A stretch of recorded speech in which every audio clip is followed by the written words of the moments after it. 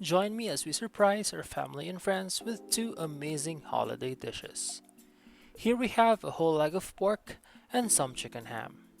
Good day everyone, and welcome to the Urban Casserole. And before we start, please don't forget to share, like, and subscribe to the channel. We will begin with our chicken ham, a really simple recipe that you can do any time of the year and not just for the upcoming holidays. Four basic seasonings are at play, which we will be preparing mostly in proportion to how heavy your bird or chicken is. Yes, you heard it right, and I will repeat it again. I said bird, and that is because you can alternately use other kinds of poultry. This will go perfectly well with ducks, pigeon, quail, turkey, or those little things that fly around your streets. Let us set a control weight of 500 grams and anything in excess of 3/4 of it. For every 500 grams or a little over a pound, we will use 1 tablespoon of salt, 10 tablespoons of brown sugar, and yes, we are strict on this one, 1 tablespoon of crushed black peppercorns, and lastly, 1 teaspoon of prague or curing salt, and this time for every whole chicken. These curing enhancers helps break down the proteins, giving us that beautiful fermented taste while keeping the bacteria out of the way. This hastens the process and at the same time ensures that the bird or meat remains clean and safe for consumption. However, we do not want to use too much and just want to use the right amount. What I have here is a chicken that is a little over 1 kilogram, so I will use double the seasonings but just one portion of prague or curing salt. We get them all together in a dry bowl and mix it up completely. Once we have that, you can simply rub them all over your bird. Whichever way you like it will be fine, but my preference is cutting them in half.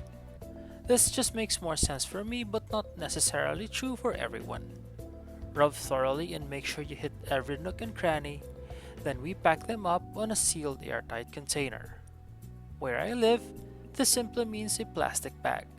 Yes, they look flimsy and light, but they are actually very strong and will hold well. Pack them up and let cure at the bottom part of your fridge for 5 days. Check on them every night and turn over just to make sure no part gets missed out during the whole curing process. We have the bird out of the way, so we move on to the leg of pork. There are two choices, the front leg, which is smaller, and the hind leg if you plan for a bigger meal. This goes without saying that this shares the same proportionate recipe as the chicken ham, but with some Italian seasoning added to it.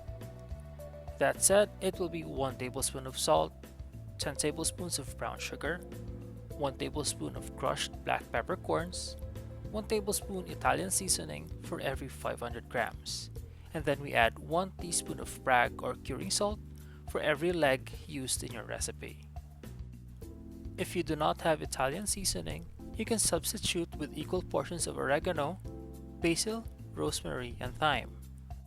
Here I have 1.35 kilograms of pork leg, so I will use 3 times the seasonings but retain the 1 teaspoon prague or curing salt. Preparing the leg is a little bit different. We want it whole this time but skinned with fat on. With a sharp knife, carefully make a straight cut from top to bottom, just deep enough to expose the fat, leaving it intact. Poke the pointed edge of your knife at one end and gently scrape off the skin, leaving the fat behind. This will take some effort if you do this for the first time, but you can always ask your butcher to do this for you. I leave the knuckle intact with skin on just for the sake of it, with no real purpose whatsoever. In fact, you can have it cut off and keep it for some other future recipes. And that is a tip for you to watch out for more of my future videos. Just like what we did earlier, we rub and rub and rub and pack it in a flimsy, thin, cheap plastic bag. It doesn't look much, but it works like a charm and will hold through the entire 7-day curing process for the pork leg. Check on it every night and flip over when you can. And now, we wait for 5 days.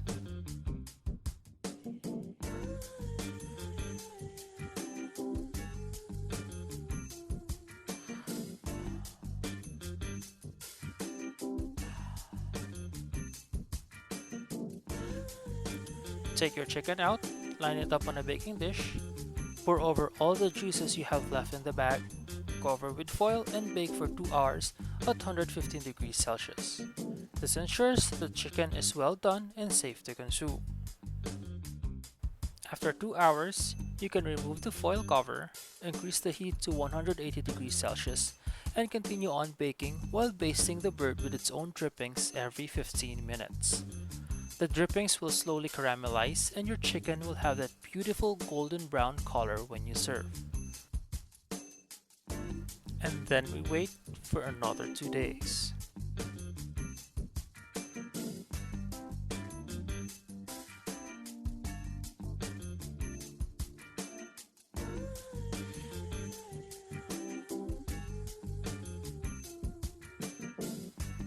Just like the chicken, we will initially bake the pork oil foiled up, but this time with a slightly higher temperature of 180 degrees Celsius until your pork gets tender.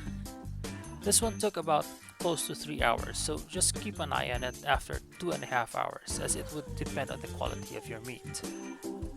Once you get to the right tenderness, remove the foil, increase the heat to 100 to 200 degrees Celsius, and baste every 15 minutes just like we did 2 days ago.